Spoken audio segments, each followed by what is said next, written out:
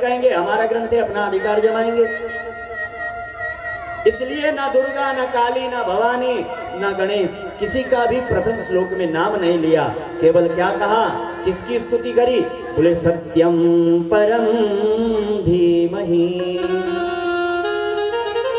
केवल और केवल प्रथम श्लोक में सत्य की स्तुति की गई। सत्य की ही स्तुति क्यों करी? क्योंकि महाराज आप राम जी को मानते हैं तो राम जी भी सत्य को मानते हैं और राम जी भी सत्य में ही आते हैं। आप श्याम जी को मानते हैं तो श्याम जी भी सत्य में ही आते हैं। आप भगवान नारायण श्री हरि विष्णु को मानते हैं तो वह भी महाराज सत्य में ही आते हैं। सभी देवताओं की स्तुति यहां पर सत्य बोलकर कह दी। आप किसी भी देवता पर अर्थ कर लो इसका, बोले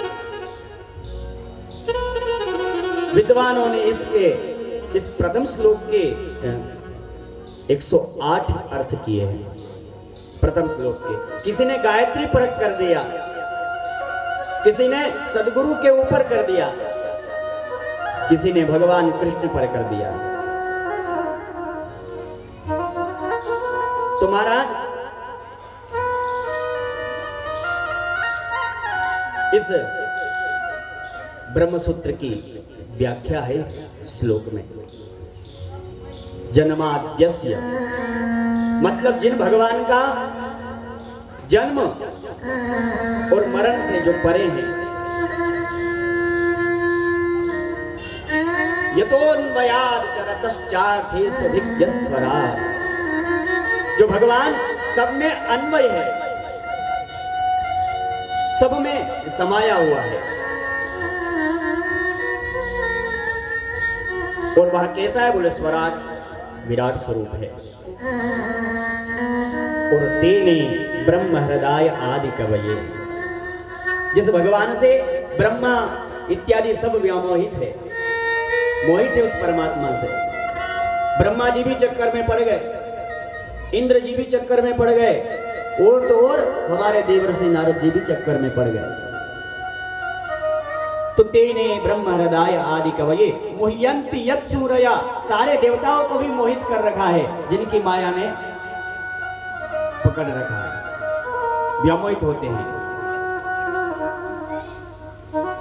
और तेजो वारि मृदाई यथा विनिमयो, जिन भगवान ने पंच तत्वों की शुद्धि करी, तेज, वायु, आकाश, पृथ्वी, जल, पंच तत्वों की शुद्धि करी।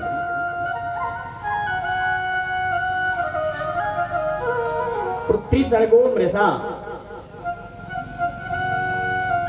जिनका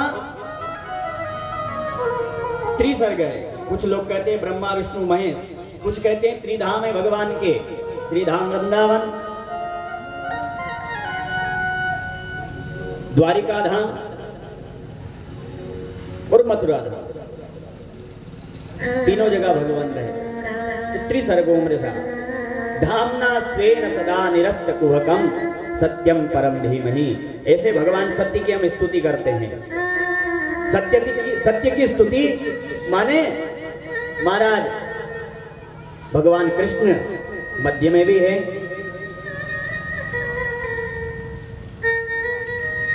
और प्रारंभ में भी है और अंत में भी है। तो महाराज ये त्रिसत्य स्वयं कृष्ण ही है। यह सत्य क्या कहें? बोले धर्म न दूसर सत्य समाना।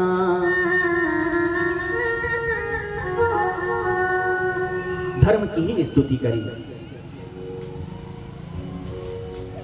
और धर्म में किसी धर्म का नाम नहीं कि जैन धर्म का, कि बौद्ध धर्म का, कि महाराज मुस्लिम धर्म का, कोई सा भी धर्म, केवल जिसमें सत्य हो वही धर्म।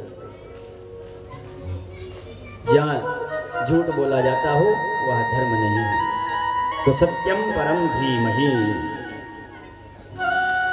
ऐसे उन परम सत्य परमात्मा का हम सब प्रणाम करते हैं, उस सत्य का हम ध्यान करते हैं। द्वितीय श्लोक में अनुबंध चतुष्टय का निरूपण किया। भागवत सुनने का अधिकारी कौन, भागवत सुनने से का पात्र कौन, और भागवत सुनने से क्या लाभ, और भागवत कैसा व्यक्ति सुनता है।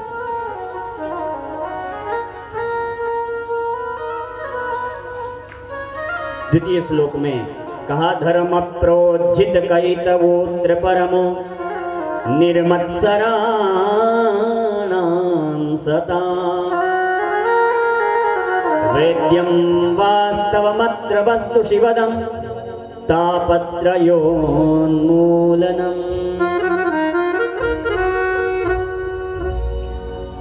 धर्म प्रोज्झित कैतवोत्र, 3 बार इस श्लोक में अत्र शब्द का प्रयोग किया है। भागवत में क्या है, बोले धर्म प्रोज्झित, प्रोज्झित धर्म है इसमें। प्रोज्झित धर्म किसे कहते हैं, तो मानस जी में कहा है, राम पुनीत प्रेम अनुगामी। राम जी कैसे हैं, बोले राम पुनीत, पुनीत माने पवित्र, प्रेम अनुगामी। राम पवित्र प्रेम के का अनुगमन करते हैं, राम पवित्र प्रेम को अपनाते हैं। तो यहां पर भी प्रोज्झित धर्म माने पवित्र धर्म को अपनाया है। प्रोज्झित धर्म कैतवोत्र परमो, अन्यत्र, अन्यत्र जितना आपको सुनने को नहीं मिलेगा धर्म के बारे में, जितना भागवत जी में मिलेगा अन्य जगह दूसरे ग्रंथों में। क्योंकि निष्कपट प्रेम का निरूपण इसमें किया गया है।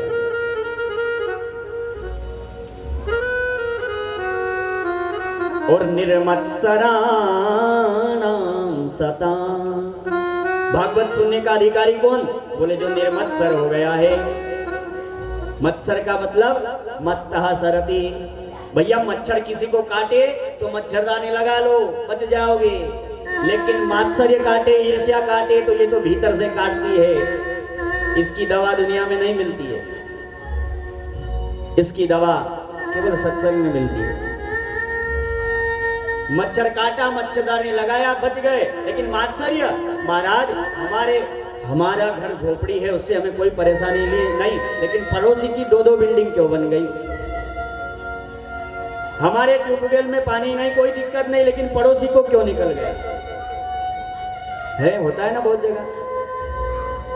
ये मात्सर्य है, ये ईर्ष्या है, ये द्वेष है। ऐसा व्यक्ति भागवत सुनने का अधिकारी नहीं।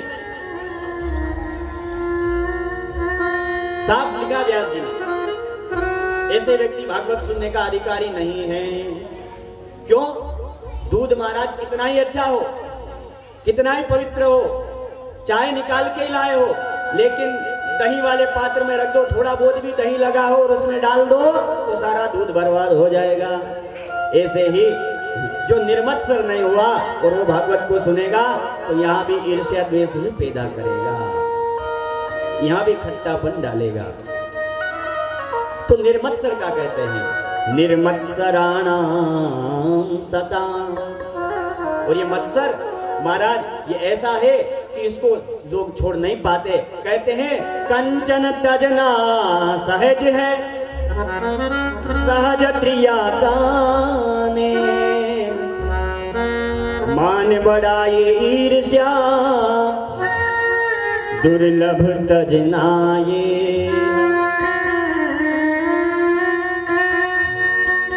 महाराज ये मान, अपमान और ईर्ष्या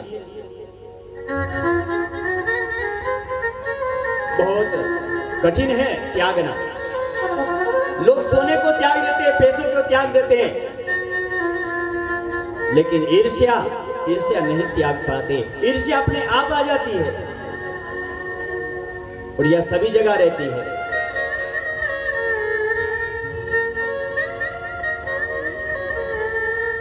हर क्षेत्र में है, किसी भी क्षेत्र में देख लीजिए। चाहे धार्मिक क्षेत्र में ही देख लो, कुछ लोग धर्म का काम करने आगे बढ़ेंगे तो खींचने वाले पहले से आ जाएंगे, अरे वो क्या है, वो तो बस ऐसे ही करते हैं, कोई मतलब नहीं बोले उसका। ईर्ष्या करने वाले पहले आ जाते हैं। तो महाराज कृष्ण कथा सुनोगे तो क्या होगा? बोले मात्सरी चला जाएगा। कैसे? बोले वेद्यम वास्तवमस्तु वत्र शिवदम। वास्तव से 3 चीजों का बोध होता है और 3 चीज ही वास्तव में हैं, जीव, जगत और माया। वास्तवम जीवः, वास्तवम जगत और वास्तविक माया। और जब कथा सुनेंगे तो इन तीनों से हम ऊपर आ जाएंगे, और तीनों से ऊपर आएंगे तो क्या होगा? बोले शिवदम। शिवदम माने कल्याण। हमारे मन में कल्याण की भावना आ जाएगी। और माया, माया महाराज बहुत बड़ी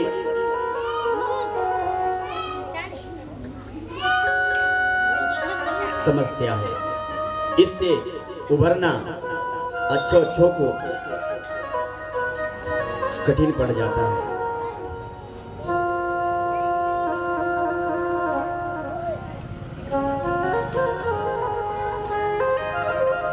तो कल्याण का मार्ग है भागवत।